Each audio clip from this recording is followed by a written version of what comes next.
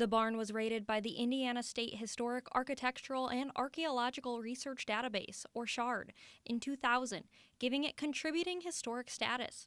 While alone this isn't enough, it does merit some consideration and evaluation. There's a rating system of contributing, which just means that it retains its character, is of some historic merit, but may or may not be eligible individually for official listing.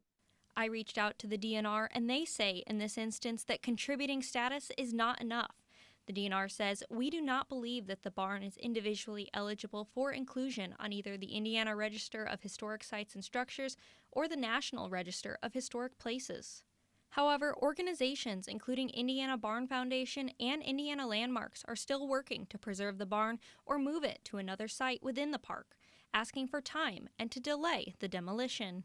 And Indiana Barn Foundation has joined that fight to get ask the state to at least delay demolition long enough for us to raise funds.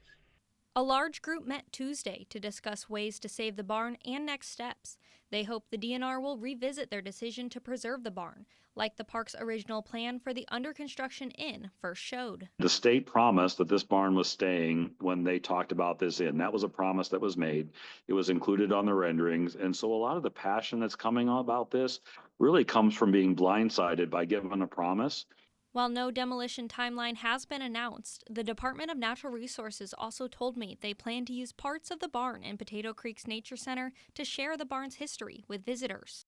They say, as recommended by the Division of Historic Preservation and Archaeology, maintaining materials from the barn for reuse after it is removed from the property and sharing our history. Indiana Landmark Director of the Northern Regional Office, Todd Zeiger, said that is not enough. Saving bits and pieces of a historic building is not honoring the history of the building, when in fact it can be saved in either in place or as part of a reuse. That is historic preservation.